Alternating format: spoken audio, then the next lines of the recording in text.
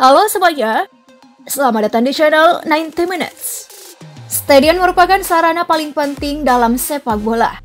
Sebagai satu arena hiburan bagi para penggemar sepak bola, stadion harus mampu memberikan suatu kenyamanan dan keamanan, baik bagi penonton maupun pemain, sesuai dengan standar perencanaan bangunan stadion. Begitupun untuk klub sepak bola profesional, kehadiran stadion sangatlah penting. Nah, saking pentingnya nih, beberapa pemain berlabel superstar kadang dijual agar pembangunan stadion berjalan lancar. Tanya saja David Villa dan David Silva yang harus dijual agar proyek Nu Mestella bisa berlanjut. Bagaimana dengan stadion di Indonesia? Apakah sebegitu pentingnya bagi para fans dan tim? Mari kita bahas.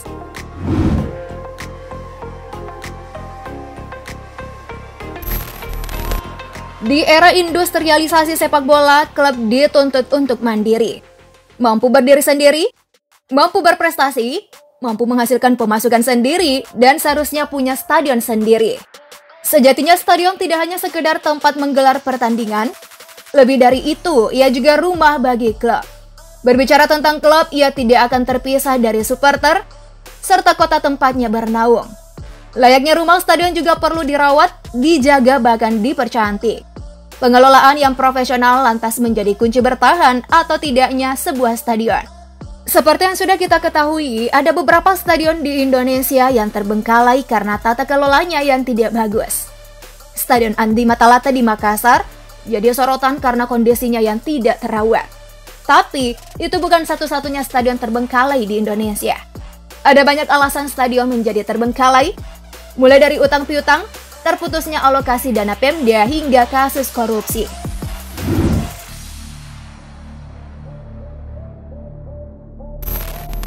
Pengelolaan pasca Pekan Olahraga Nasional PON juga menjadi salah satu momok dalam kasus terbengkalainya stadion.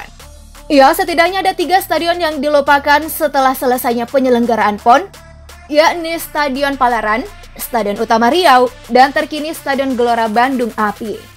Tapi tenang, untuk para supporter jangan berkecil hati dulu. Ada juga kok beberapa stadion di Indonesia yang kualitasnya bagus dan layak disandingkan dengan stadion-stadion di Eropa. Tentu saja ada harga yang pantas untuk sebuah stadion dengan kualitas dunia. Mari kita intip beberapa stadion tersebut.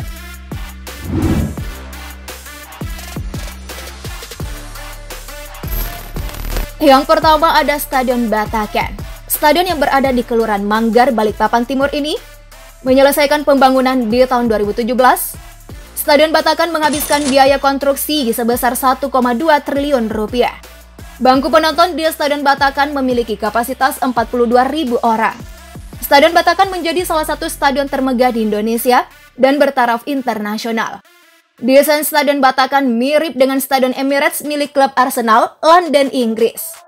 Stadion Batakan juga merupakan markas klub sepak bola Persiba Balikpapan yang bermain di Liga 2. Stadion yang dibangun di atas lahan seluas kurang lebih 18 hektar, berdiri berbagai sarana olahraga dengan standar Olimpiade. Fasilitas pendukung yang dibangun di antaranya ruang press conference standar FIFA, gelanggang olahraga untuk voli dan bulu tangkis, ruang pelatih, ruang pemanasan, ruang kesehatan, toilet urinoir, dan tempat baju. Stadion Batakan juga memiliki 8 lift dan 12 eskalator.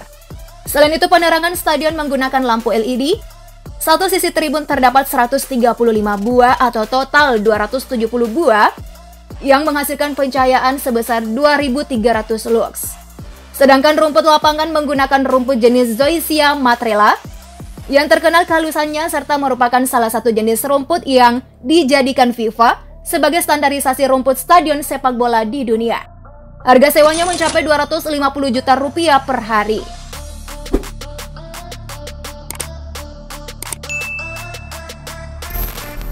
Lalu ada Stadion Gelora Bung Tomo. Stadion Gelora Bung Tomo merupakan salah satu stadion ikonik di Surabaya atau Jawa Timur khususnya. Stadion ini mulai dibangun pada tahun 2008. Setelah kurang lebih 2 tahun pembangunan dengan menghabiskan biaya sekitar 500 miliar, Stadion Gelora Bung Tomo resmi dibuka pada 6 Agustus 2010.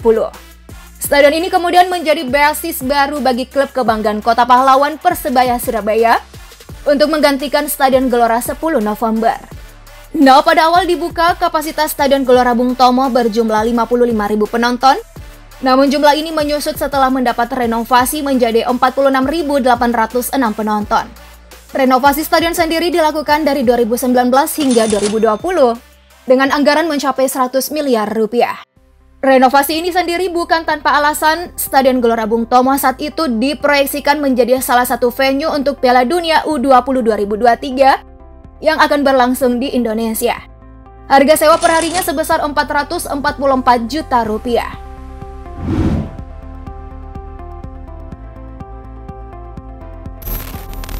Selanjutnya adalah Stadion Gelora Bung Karno. Stadion Gelora Bung Karno merupakan bagian dari Kompleks Olahraga Bung Karno. Sebelumnya SUGBK ini bernama Stadion Utama Senayan. Pembangunan Stadion Gelora Bung Karno ini bermula dari terpilihnya Indonesia sebagai tuan rumah Asian Games keempat 1958.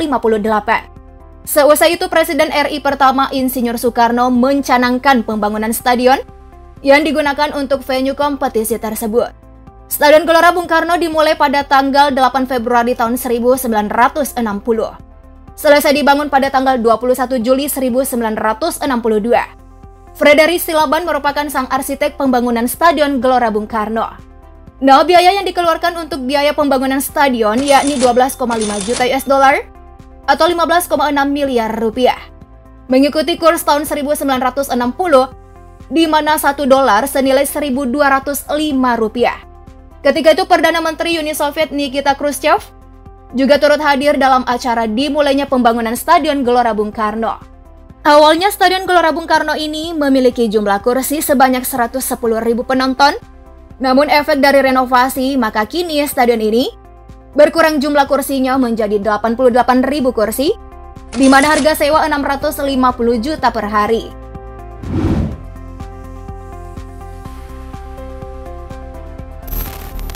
Yang terakhir adalah stadion yang baru ini menjadi perbincangan di jagat maya, yaitu Stadion Jakarta International Stadium. Pasalnya, selain memiliki fasilitas megah dan merupakan stadion dengan harga sewa termahal, JIS juga tercatat sebagai salah satu stadion sepak bola terbesar di Asia. JIS saat ini mampu menampung kurang lebih 82.000 penonton. Kapasitas tersebut hanya tertinggal dari Rungradou First of May Stadium di Korea Utara, Bukit Jalil Stadium di Malaysia, serta Salt Lake Stadium di India. JIS menjadi stadion pertama di Indonesia yang menggunakan rumput hybrid turf. Rumput jenis ini merupakan perpaduan antara rumput alami dan bahan sintetis, yang terdiri atas 95% Zeus Matrela alami dari Boyolali dan 5% Limonta dari Italia sintetis. Harga sewanya mencapai 1 miliar rupiah per hari. Itu dia stadion terbaik yang dimiliki Indonesia. Apa stadion favorit kalian? Tuliskan di kolom komentar ya. Akhir kata, channel Lente Minus pamit. Ciao!